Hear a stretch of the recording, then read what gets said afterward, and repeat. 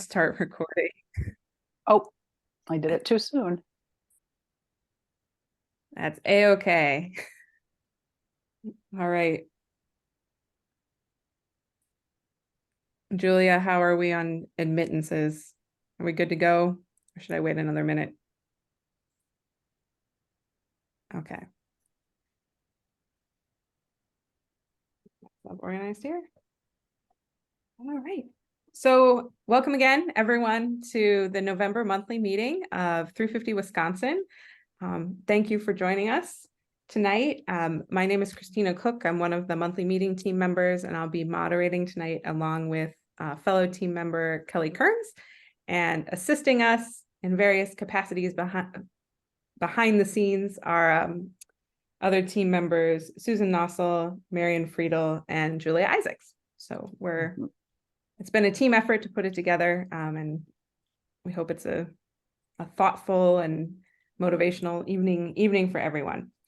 So before we get into some of our main programming, so to speak, we're going to kick this meeting off with some good news. So I'm going to invite Maddie Leffler, the 350 Wisconsin office administrator, to share. Alrighty, so go ahead and advance to the next slide. So a lot of you probably saw the email on Friday that MG&E's proposal to overhaul net metering was rejected. Super exciting. Our work as an intervener and everyone's public comments really contributed to that. One of the commissioners even acknowledged that during the meeting, and said that everyone who contributed helped give them a really comprehensive view of the issue. And I believe it was the chair that called MG&E's proposal half-hearted, which is fun. So that was a win. And then the rate increase is a sort of, there's like a silver lining. There will be a rate increase. It just won't be as much as MG&E asked for. And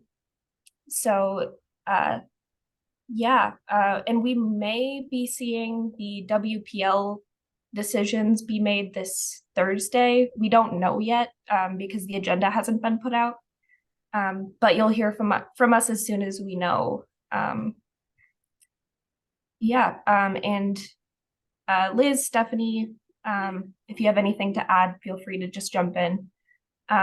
But I also wanted to shout out our attorney, Dan Gustafson at Midwest Environmental Advocates. And then also Dr. Liz Hockton for her energy equity work and all of the time and contributions she's put into our intervening. And then I'll also put in the chat links to our testimony and briefs. Those are some great documents to look at, especially the briefs. They really give a comprehensive view of our arguments, and then the testimony, really great knowledge outlined in those that really contributed to our briefs. All right, thank you, Christina. Yeah. Is there anyone else from leadership that has anything to add before we move on?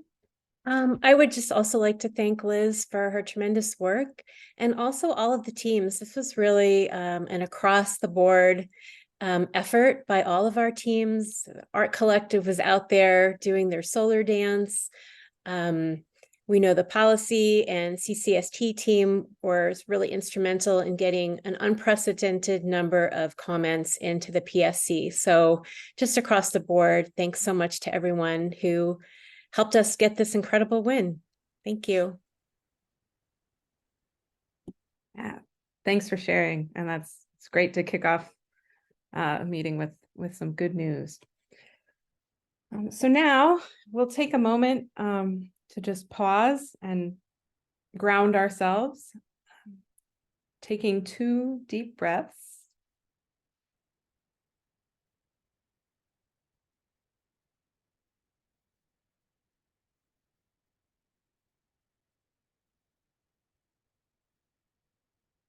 and reflecting on the land that we live on and have ties to.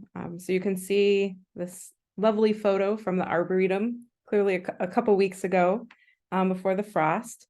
That's one aspect of this land, and the map on the left shows another aspect, the holdings of different tribes of Wisconsin from about 1800. So we acknowledge that we're on the land of the Ho-Chunk people, which was forcibly taken in 1832. And we can try to make our acknowledgement move beyond words into action to allow Ho-Chunk ways, songs, and stories guide us with values of how to respect the land, the animals, and how to live in balance with nature. That's from the Ho-Chunk website.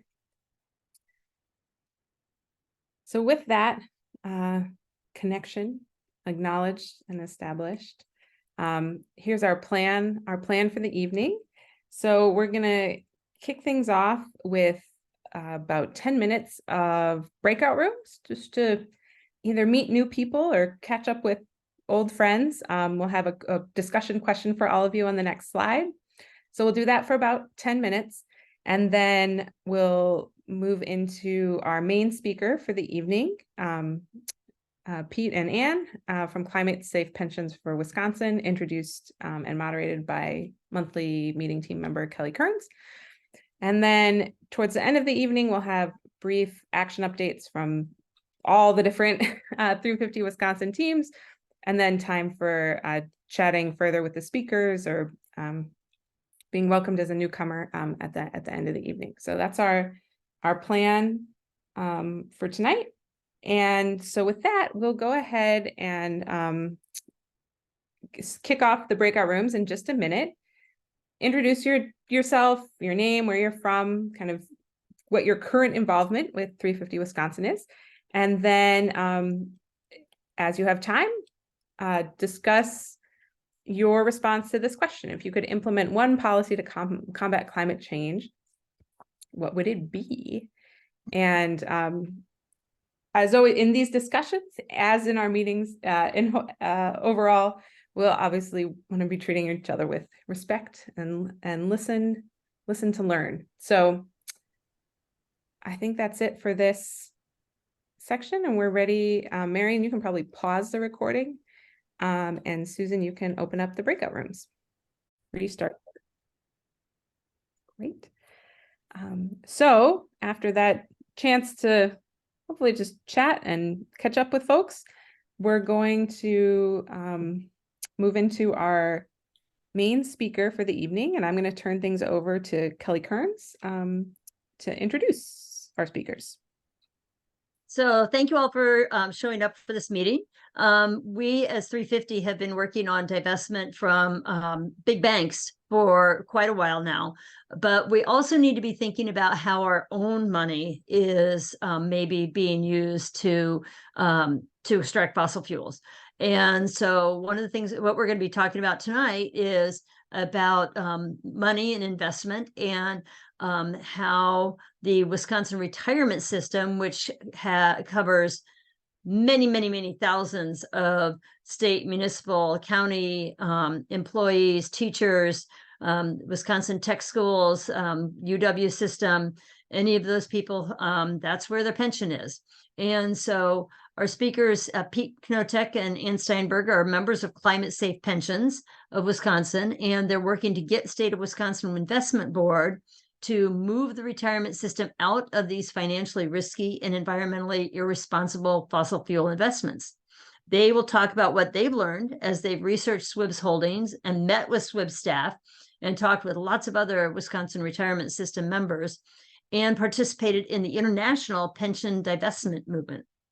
So our speakers tonight are Anne Steinberg. Anne is a retired Wisconsin Technical College instructor who lives in Milwaukee, and she started Climate Safe Pensions helped start Climate Safe Pensions for Wisconsin when she realized her retirement savings in the Wisconsin retirement systems were invested in fossil fuels, including Enbridge. Pete Knotek joined Climate Safe Pensions Wisconsin as a volunteer last year. He has also helped Racine Educators United take a position in favor of state pension divestment from fossil fuel corporations. He's an activist with the Racine Coalition for Peace and Justice, a group that has recently held several community events focused on environmental issues. So with that, Anne, why don't you take it over?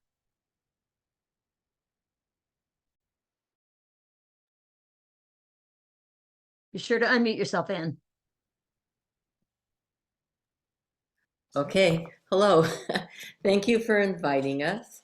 And I'm going to start out by talking some about why we have a divestment campaign. And I think in 350 people realize that the financial support from big investors and banks is really important. And on. Okay. And before you go on, I forgot to say something. If people have questions as you go along, please put them into the chat, and I will be surveying those questions as we go along. And then after Anne and Pete speak, then we'll have a 10-minute Q&A, and I will pull up the questions that you've put in there and present them to them. So thank you. Okay, so I think a lot of us got involved in these kind of campaigns because we care about climate change and we care about the world. And we're part of a large movement, as Kelly said. A lot of different groups are working on different aspects of divestment. So together we have a collective impact. But what we've learned in this work is that fossil fuels are not only risky for the climate and our health and our environment, they're also risky financial investments. They're very volatile kind of investment. The prices are going up and down depending on what's happening in the world. And as the switch to renewable energy accelerates, they risk becoming stranded assets. So it's important to understand that they're financially risky. And we also feel like we want to learn to use the kind of terms that the financial people use. So when we talk to our pension system, we need to talk about the financial risks. They're our fiduciary agents.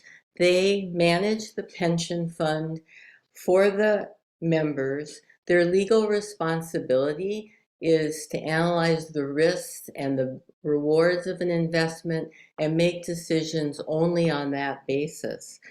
And so what we're saying to them when we talk to them is we want them to start looking more at the climate-related financial risks in their investments. And there's two aspects to these risks. One are the physical risks.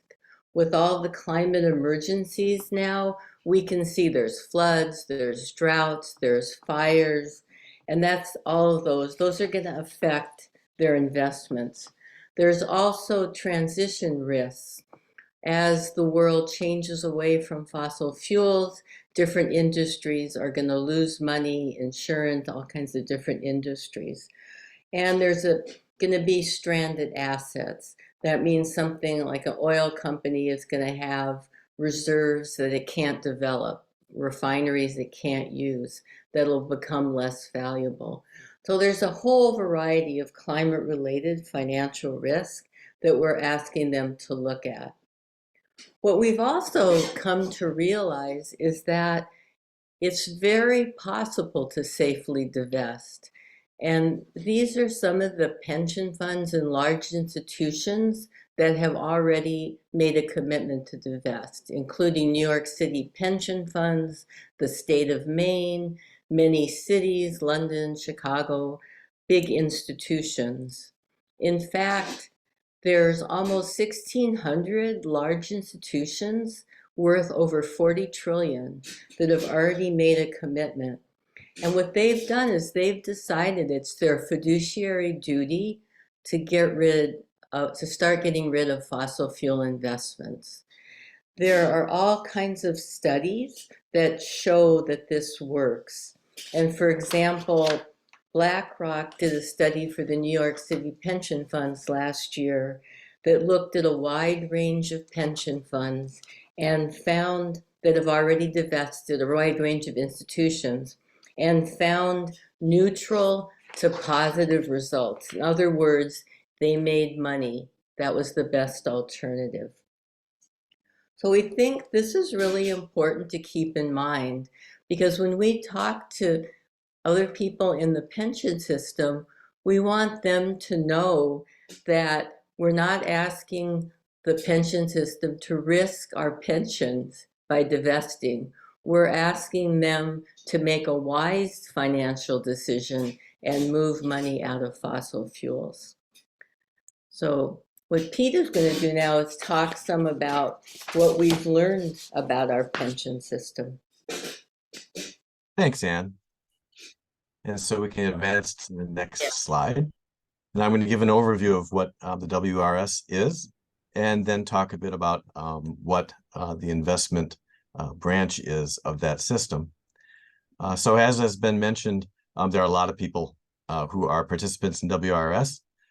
They are state of Wisconsin employees, participating local government employees, educators, police, firefighters, and many other kinds of public employees. About 90% of the public employees here in Wisconsin are covered by the WRS. The participants are active employees, annuitants, and inactive employees with deferred benefits. Participants in tonight's meeting here at 350 Wisconsin likely know several people participating in the system. The system has a little complexity to it. As now a retired educator, I'm happy I get the check. But part of the WRS that provides the check is the Department of Employee Trust Funds. They administer the benefit programs. Those programs range from the retirement benefits to disability and death benefits and various insurance programs. The assets of the WRS are managed by a separate state agency. That is the State of Wisconsin Investment Board. Now, the WRS is the largest of the funds managed by SWIB. They manage more than $143 billion in assets. There are other smaller funds for other statutorily designated entities within the state of Wisconsin. SWIB is consistently in the top 10 largest pension funds for its performance. It's a relatively independent state agency. It does not receive regular direction from the legislature or the governor. That makes the Wisconsin Investment Board quite a bit different from many other public employee pensions across the United States. However, with that independence, it's been criticized as being a bit insular. The Legislative Audit Bureau recently criticized SWIB for its lack of public participation. For example, as in many other states, there are in-person public comments that are permitted. They're not permitted under SWIB's current rules for attending meetings. We hope to change that. Another thing that makes the SWIB a bit different is that in many other states, the state treasurer has authority over the pension system. And here in Wisconsin, we know that the state treasurer does not have authority over that or arguably much else. The WRS is particularly successful because it's fully funded and stays that way because participants share in investment risks. So what goes up and can go down, and following significant economic downturns, monthly benefit payments are adjusted with losses spread out over a number of years, and those losses are felt by the pensioners. Next slide. SWIB does invest in fossil fuels. $8 billion at least are invested in fossil fuel companies. That amounts to 4.79%, roughly 5% of SWIB's total investments in equities. And so this is the entry point for Climate Safe Pension of Wisconsin to start to communicate with SWIB. And Anne and I have met with representatives there and seen them elsewhere now. Their position is that they say they must stay broadly invested in the energy investment market. They say they don't want to miss out on fossil fuel company investment returns. Those investments are in things called index funds. This figure of 4.79%, we confirmed that in our first meeting with SWIB representatives. So we were heartened to hear that we had accurate information. We were not heartened to hear from them their strong position that they need to stay broadly invested, that they have no climate change risk assessment that they've done. One other note with regard to the index funds is that we understand there are index funds that are now free of fossil fuel companies. So those other index funds would not have companies like Enbridge involved. Next slide, please. We'll touch on Enbridge because unfortunately, from my perspective, they're active in Wisconsin with Line 5. Over the past few years, there's been a range of investments, nearly 70 million in 2020, 54 million in 2021, and in 2022, I think it went down from there. Next slide, please. So importantly, what we have brought to SWIB's attention, and they've confirmed they know about this, is that there's a study that was released over the summer. And that study was done by Waterloo University up in Canada and sponsored and co-done by standearth.org. The study examined the effect of divesting. And the one major result of their study is that 8 major US public pensions, including SWIB, could be $21 billion overall richer right now if over the 10 years of the study, they had divested and instead invested elsewhere. That $21 billion in the grand scheme of things is a fair amount of money. However, the amount of money for each pensioner in Wisconsin would be $6,000 over the 10 years of the study. That was from 2013 to 2022. As a retired educator, over 10 years, $6,000 would still be meaningful. And I think a lot of public employees could use that money. That isn't very persuasive, however, to the representatives we've talked to at SWIB. This graphic, I'll just describe that the top line shows near constant better performance if the energy sector had excluded the fossil fuels. Next slide, please.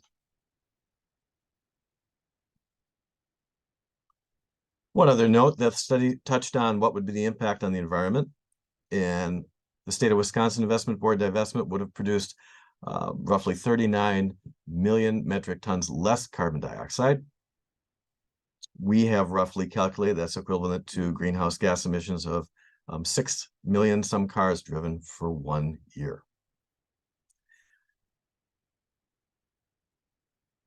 As I think I've foreshadowed, SWIB dismissed this critical study, saying that similar studies often reach conflicting conclusions, and that nothing to suggest the Waterloo study conclusions would be predictive of future results. And they've reiterated that they must position WRS for a variety of economic and market conditions. As Anne had mentioned earlier, they do take very seriously their fiduciary responsibility to get returns on investments that help them meet the demand of the monthly pension checks and all the other things they're responsible for. One thing that we hope to convince them of is that this Waterloo study, like other studies that Anne has mentioned, is critical of their position. The Waterloo study in particular looked at the state of Wisconsin Investment Board, and we're not familiar with other big studies that looked at Wisconsin.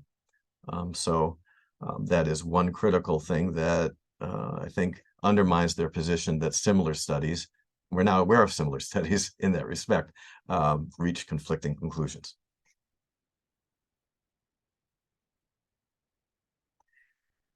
Finally, for the section that I'm going to take the lead on here, we have more questions. We look forward to meeting with representatives of SWIB, and we do wish to question them about how they carry out investment risk assessments.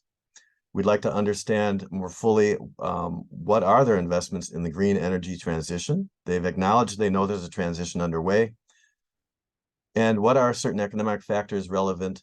Why are other economic factors such as war, conflict, real estate important factors to consider, but not climate change? Anne and I have been familiarizing ourselves with various presentations made by SWIB, and the experts they bring in to speak often focus on a whole range of economic factors, but I think to us conspicuous by its absence is no reference at all to the economic impacts of climate change. Okay. Thanks, Pete. Oh, sorry, excuse me. So I wanted to just let you know something about what we've been doing in our group. We joined this North American network very early, which has been a big resource because they have staff. They're able to do things like the Waterloo study. They provided the analysts that looked at SWIB's holdings and told us exactly how much fossil fuel investments they have, which we say at least that much because many are also hidden in private equity.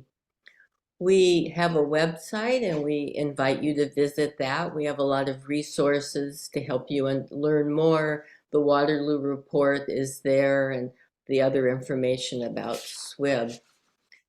We've been doing a petition campaign. I think some of you have signed it. If you haven't, we encourage you to sign it and share it with your people that you know. We think our petition is very reasonable. We're not asking SWIB to do a fire sale and immediately sell everything and lose money.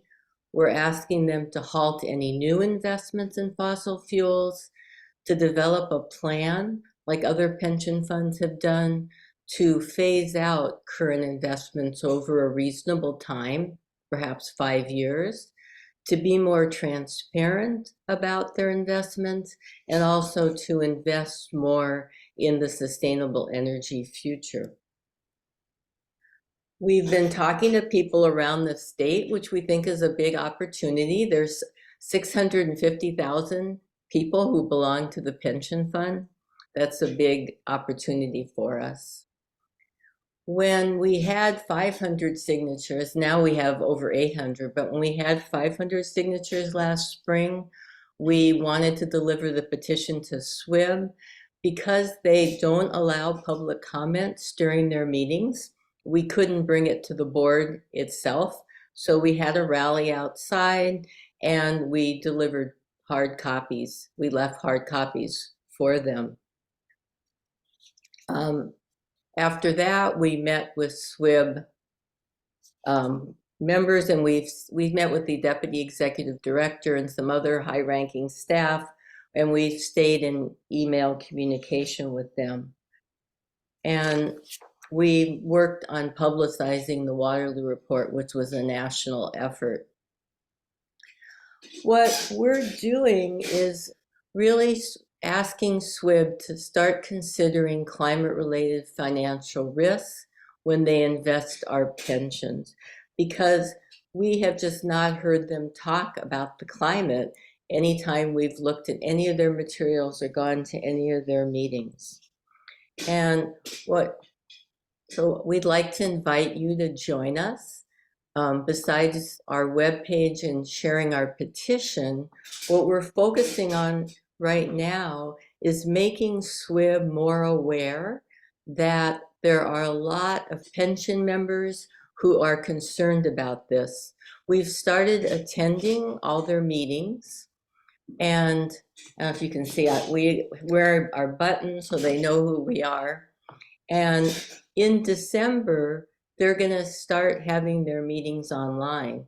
They had never done this before, and the pension members are all around the state. It's hard for us all to get to Madison. So we'd invite you to come to the next SWIB meeting.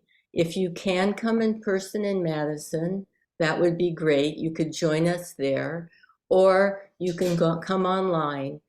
Unfortunately, SWIB does not announce exactly which day they're going to meet and the time until a couple days ahead because they're not legally obligated to. We think it'll be Wednesday the 15th in the morning, and this is the link where you can get the agenda and the link, and it's a Microsoft Team link. We're also asking people to make online comments because SWIB doesn't allow any public comments in their meetings. They've made a little comment box on their website that's then moderated by their attorney, who decides if it's a legitimate comment or question and may give it to the board. But we're going to have some suggested comments and questions that people can start asking.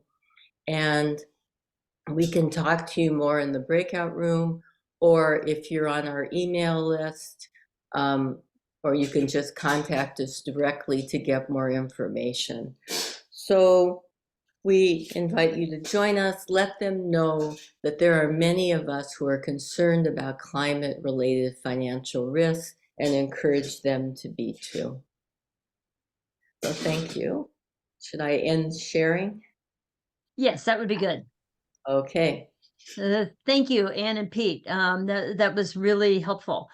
So we have a number of questions, and the first one that I'm going to point out is somebody asked if there are regular meetings and where are they held. And so you said that there are regular meetings. The next one will be December 14, 15, and they're held in Madison at their office on Wilson Street, correct? I think it's their new building that they moved into. Yeah, so it's right downtown. So if you look at the SWIB website that she gave there, then you can, I'm sure you'd be able to find where that meeting would be.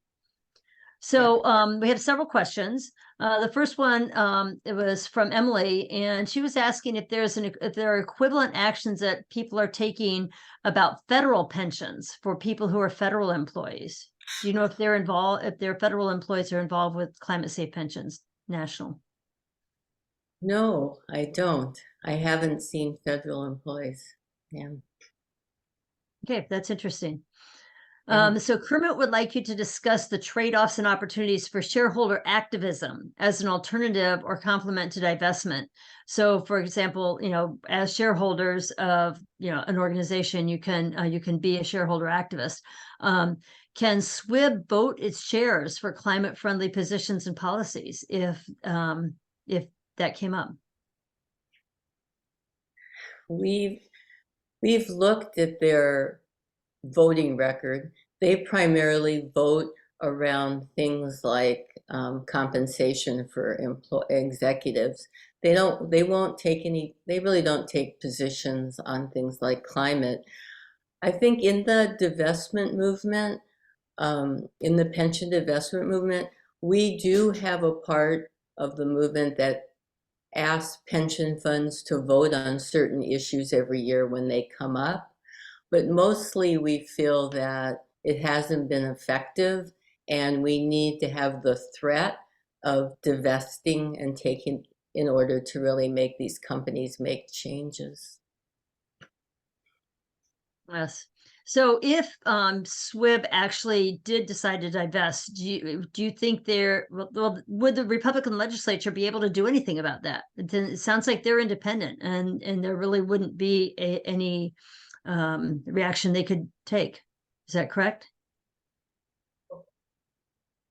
And I'll jump in on this one. What we've learned in the time we've been communicating with SWIB, the first team we met with walked us through a couple of situations where there has been an attempt in the legislature to adopt certain kinds of legislation that would direct the investments. And I think one of the things we're fortunate to live with in Wisconsin is that the state statute and regulations around the activities of the investment board, in my opinion, are really well written. They're decades old, and they put the investment board really on this independent footing. So one of the things that Climate Safe Pensions Wisconsin has talked about is how it really isn't necessary to try and work with the legislature, and certainly with the current legislature, there's nothing we'd want to really talk to them about, at least the power structure there.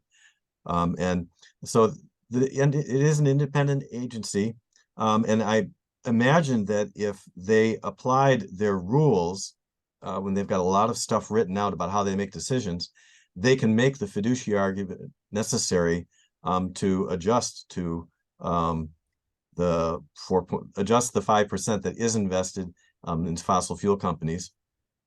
One other note is that it's a bit more complex as they see it than just divesting from these companies. They have explained to us that they know that several of the large fossil fuel companies are in themselves making transitions toward renewables. We're quite concerned that there's a lot of greenwashing going on. But I think because what we're talking about is requesting a change over the course of years, I think it would take a while for any big reaction against that to form. Okay, thank you. So Pete, you mentioned that there are index funds that are free of fossil fuels. So for people who have independent investments, do you know what some of those are that they could look to? Anne, do you want to comment? Well, I think a good resource is fossilfreefunds.org.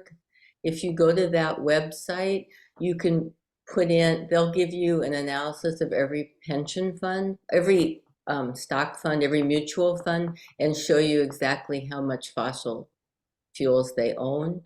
I think there's a couple companies that tend to have less fossil fuels, but you can find out there. Okay, great. And people have put in the chat the location of the new SWIB building. It sounds like it's in the same building with the Department of Transportation and some other agencies out there. So one last quick question. Do you know if SWIB is increasing their investment in renewable energy? Not really. I talked to someone who runs their private equity funds. He said that they're doing that there, but all of that is hidden, what the private equity funds invest in. So we have no way of knowing.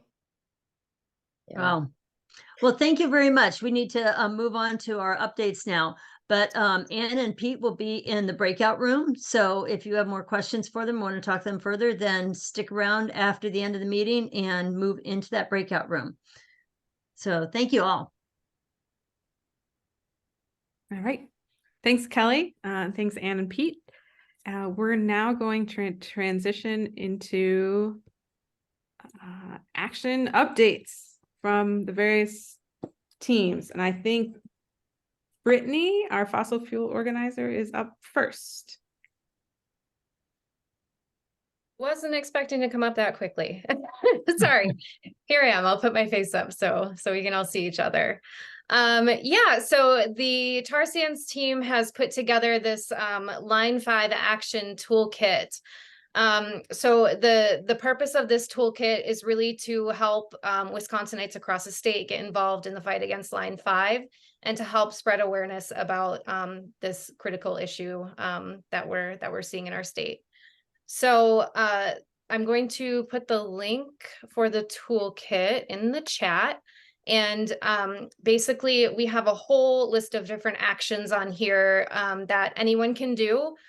We really wanted to have a wide variety of options on here for people. So, you know, whether you're really short on time or if you want to try to complete every single action on here, there's something for everybody to do. And I'll leave it at that. And I think I have the next slide as well.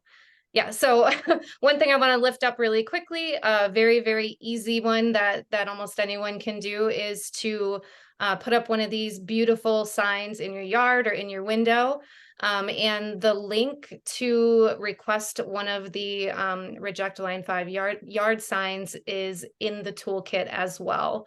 And another thing that we wanted to highlight is that we are looking for people to be yard sign captains. I think we're covered in the Madison area.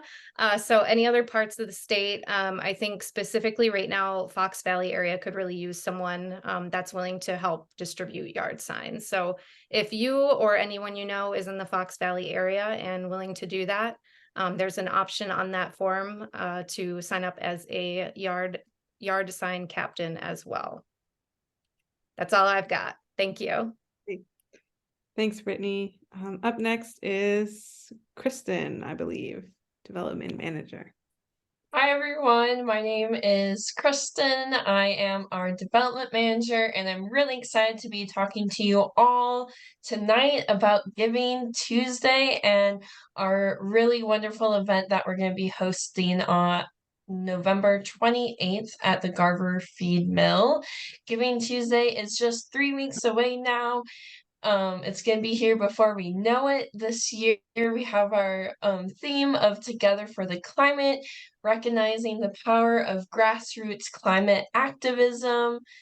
Giving Tuesday, if you're not aware, is an international day following the Tuesday following Thanksgiving, where nonprofits are able to go to their communities and just receive support and donations to really sustain the really great work that they're doing in the community. And so it's a big time of year for us to make sure that we get all the resources that we need to support the work for 2024. And so there's a lot of really great ways to get involved in Giving Tuesday. Like I said, we have a really exciting event at the Garver Feed Mill on Giving Tuesday, November 28th. We also have a silent auction going on starting November 18th through the 29th with a lot of amazing items that I will be talking about more. And then we also have the opportunity to be a 350 Wisconsin Giving Tuesday ambassador, which is some peer-to-peer fundraising. So if you can jump to the next slide for me. So this is just some more information about the event and all of the wonderful things we're going to have going on. It's free to attend, so get your ticket now. I'm dropping a Google Doc link in the chat, which is kind of like a link tree version that has the very top link is a link to register for the event. But at the event itself, we'll have our year in review video celebrating all of the incredible work that has happened in 2023. We're gonna have food, live music, the silent auction, taken action, self-care for activists with mini chair massages, door prizes, volunteer recognition, and more. It's going to be a great night. You don't want to miss it. So use that link to sign up. If you want to jump to the next slide. For the auction, we have a really great variety of items. As you can see, all the different bullet points, art, gift cards from businesses, experiences and skill shares, sports and outdoor activities, book, coffee, music and theater, and then all of our teams are putting together some really lovely baskets as well. If you want to jump to the next slide for me. And then these are all of the different businesses we have so far that are going to be donating either gift cards or items or experiences. So take a look at these logos. There's probably some businesses you like and maybe some new businesses that you'll be able to check out. And so also on that Google Doc link that I dropped, there's a link to sign up for our auction. You can continue to preview all the different items we already have, but we're still adding more. So we're really excited about all those items we can offer. And then I have one more slide left. So we also have peer-to-peer fundraising, or being a 350 Wisconsin Giving Tuesday ambassador. That just means that it's a super easy and fun way to share your passion for climate justice with your friends and family and help 350 Wisconsin start 2024 strong. So basically you would create a personal fundraising page that you can share on social media and share with your friends and family. If you're interested in that, we have a team meeting November 15th at 6 p.m. I also have my email on this slide right here. My email is also linked in the Google Doc. And then I also just want to quickly open the floor for Stephanie to join in case I missed anything important. But we're really excited about everything going on for Giving Tuesday, and email me if you have any questions. And that Google Doc, I'll drop it again in the chat, but that has a bunch of ways to get involved. Thank you so much, Kristen. That was great. I think you covered everything. Just to say that we had so much fun last year, and we'd love to see all of you again this year. So please join us. Thank you. Great. Thanks, Kristen, Stephanie. I think up next is one of our co-directors, Emily Park. Hey everybody, I just wanted to let you know that tomorrow night, November 7th at 7 p.m., we're having a really exciting Zoom webinar. I'm aware it's not ideal to have meetings on 2 nights in a row, but I promise this will be worth your while. We're going to be hearing from some experts, including Margaret Crome, who is a policy expert at the Michael Fields Institute, Thomas Manley at Marbleseed, and organic farmer Dan Cornelius. They're going to be talking to us tomorrow about what the Farm Bill is and how it can be a very powerful tool to support nature-based climate solutions on farms, how it can support resilient communities, food justice, etc. So we'll have each of them speaking to us for a short period of time, and there'll be a moderated Q&A section, and then a chance for all of you to ask questions. So please, if you're interested in joining us, register. I'll put the registration link in the chat. Yes, it'll be tomorrow at 7 to 8:30. One other thing, we are starting a new thing, staff hours. So hat tip to the Sierra Club, who we stole this idea from.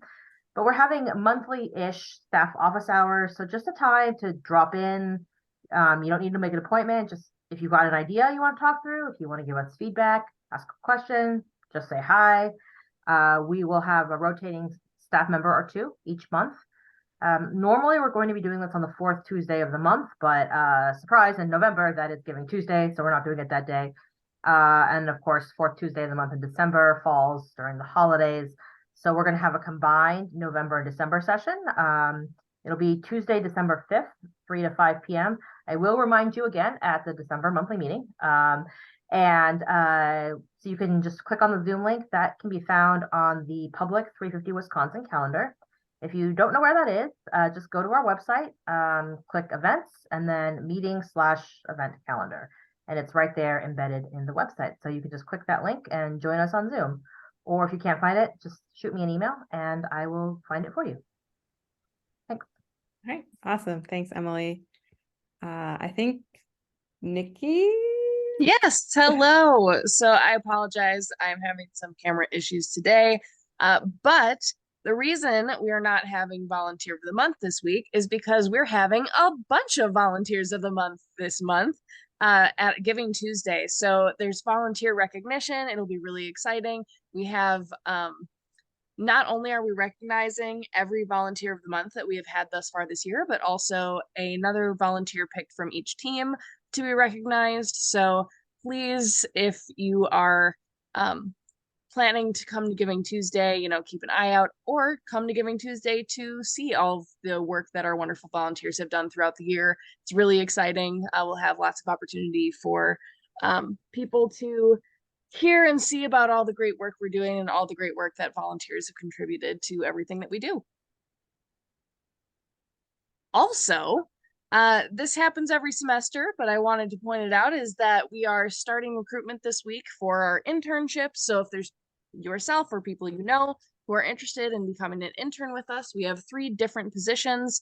We have one that is focused on fundraising and communications that works with both our development team and the CAT team, as well as our community climate solutions team and our tar sands team. So interns are really pivotal in a lot of the work we do. We really love working with our interns. I think there's probably 1 or 2 here tonight. There usually is. And we are starting recruitment for that. So if you or someone you know might be interested, please have them send a cover letter or resume my way. We do have an intern page on our website Right now, I think it's under Get Involved, but we are working on making it its own page. And so it will be easy to find. And if you or the person you know happens to be in a UW school right now, there is a program called Handshake where all of our stuff is posted as well. So lots of good places to see and interact with our internship recruitment opportunities, and hope to have another impressive array of students join us this semester. All right. Thanks, Nikki.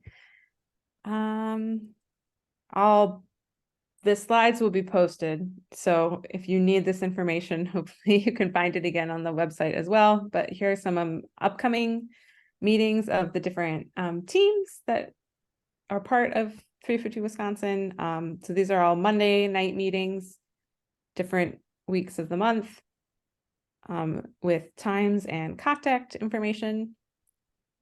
And then non-Monday meetings include the following groups. And there's, again, dates, times, and contact information for all these as well. And with that, I thought there was a slide about the next monthly meeting. Here it is.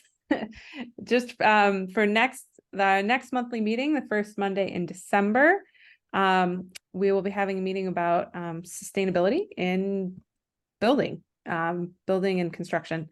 So join us then. It will be a Zoom only meeting, again, similar to this one. And you'll be able to register on the website as usual. So with that, I'm gonna page forward, and at this point in the evening, if you'd like to chat further with our speakers, we're going to open a single breakout room that you can join and have some Q&A time.